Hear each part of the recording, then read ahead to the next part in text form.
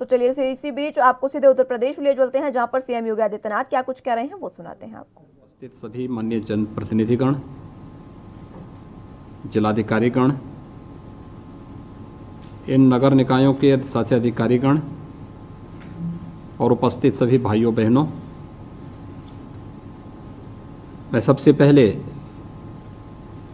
सभी जनप्रतिनिधियों को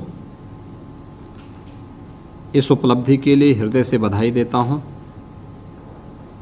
कि उनके परिश्रम और पुरुषार्थ से प्रत्येक नागरिक को बेहतर जन सुविधा उपलब्ध कराने की दिशा से प्रदेश सरकार ने जिन 83 नगर निकायों का गठन किया था, उन 83 में से 76 का आज यहाँ पर कार्यालय भवन के शिलान्यास का कार्यक्रम संपन्न हो रहा है। इससे पूर्व 7 नगर निकायों के कार्यालय भवन के शिलान्यास का कार्यक्रम संपन्न हो चुका है। यानी 2 वर्ष में 83 नगर निकाय, यह बदलते हुए उत्तर प्रदेश और एक नए उत्तर प्रदेश, यानी नए भारत के नए उत्तर प्रदेश की वो तस्वीर है जिसमें तेजी के साथ बुनियादी सुविधाओं के अभिवृद्धि के साथ ही नगरीय जीवन के साथ लोगों के जीवन में व्यापक परिवर्तन, यानी ईज ऑफ लिविंग को और आसान बनाने की दिशा से इस कार्यक्रम को प्रदेश सरकार ने आगे बढ़ाया है। विगत 4.5 वर्ष के अंदर प्रदेश ने बदलते हुए उत्तर प्रदेश को देखा है। हमारे पास 17 नगर निगम हैं। आदरणीय प्रधानमंत्री जी और भारत सरकार के अनुकंपा से प्रदेश में पहले से ही 10 नगर निगम को स्मार्ट सिटी के रूप में विकसित करने की कार्रवाई चल रही है। 7 अन्य नगर निगमों को राज्य सरकार ने अपने संसाधनों से स्मार्ट सिटी के रूप में विकसित करने की कार्रवाई को आगे बढ़ाया है। यही नहीं, 60 शहरों को प्रदेश के अंदर प्रदेश सरकार ने भारत सरकार के सहयोग से अमृत योजना के अंतर्गत बुनियादी सुविधाओं से आच्छादित करने की कार्रवाई और बड़े पैमाने पर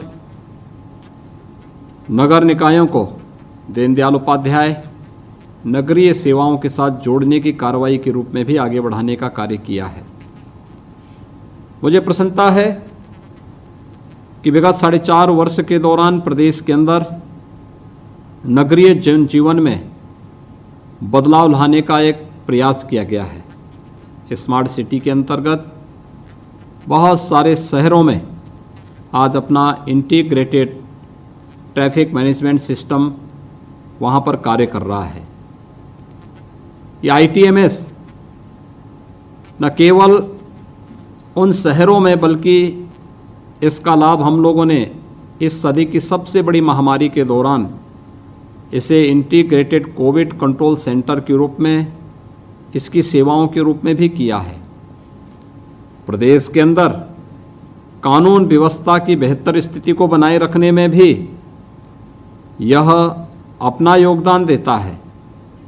स्वाभाविक रूप से न केवल अब 10 स्मार्ट सिटी में बल्कि जिन 7 अन्य नगर निगमों में प्रदेश सरकार अपने संसाधन से स्मार्ट सिटी मिशन के अंतर्गत कार्य कर रही है, उन्हें ITMS के साथ जोड़ने की कार्रवाई भी चल रही है। यानी 17 नगर निगम स्मार्ट सिटी के रूप में विकसित होंगे। उत्तर प्रदेश को स्मार्ट सिटी मिशन में कन्वर्जेंस के माध्यम से बेहतरीन प्रदर्शन के लिए देश में एक प्रथम स्थान भी प्राप्त हुआ है। अमृत योजना के अंतर्गत भी अब जल जीवन मिशन को जोड़ते हुए हर घर नल की योजना साकार होने जा रही है। हम पहले चरण में प्रत्येक उस परिवार को जिसके पास अपना व्यक्तिगत शौचालय नहीं था, ग्रामीण और शहरी क्षेत्र में प्रदेश सरकार ऐसे 2,61,00,000 से अधिक घरों को एक एक शौचालय से आच्छादित कर चुकी थी। नगरीय निकाय ने ओडीएफ के लक्ष्य को पहले ही प्राप्त किया। आज आप नगरीय क्षेत्रों में जाते होंगे, आज आपको सड़कें साफ सुथरी दिखाई देती हैं, मोहल्ले साफ सुथरे दिखाई देते हैं। पहले गंदगी होती थी, बीमारियां होती थी और उसके कारण असमय तमाम मासूम बच्चों को काल कलवित होना पड़ता था। इसमें सुधार हुआ है, इसको और आगे तेजी के साथ आगे बढ़ाने की आवश्यकता है।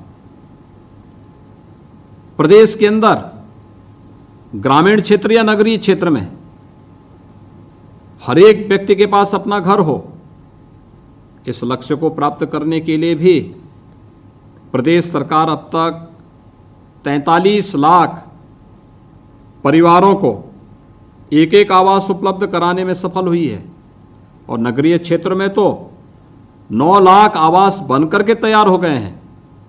इन 9 लाख जिन परिवारों को अब तक अपना घर मिला है प्रधानमंत्री आवास योजना के अंतर्गत, उन सभी परिवारों के लिए इस बार की दीपावली मंगलमय हो, इस दृष्टि से प्रदेश सरकार ने तय किया है कि शहरी क्षेत्र में जिन 9 लाख लोगों को आवास उपलब्ध हुआ है, इन 9 लाख लोगों के आवास में गृह प्रवेश की कार्रवाई पूर्ण अब तक हो चुकी है। वे लोग अपने घर में दीपावली का दीपोत्सव मनाएंगे और उनके दीपोत्सव के इस कार्यक्रम के साथ हम अयोध्या से जुड़ेंगे और अयोध्या में भी इस बार हम लोगों ने 9 लाख दीप प्रज्वलित करने का और मर्यादा पुरुषोत्तम भगवान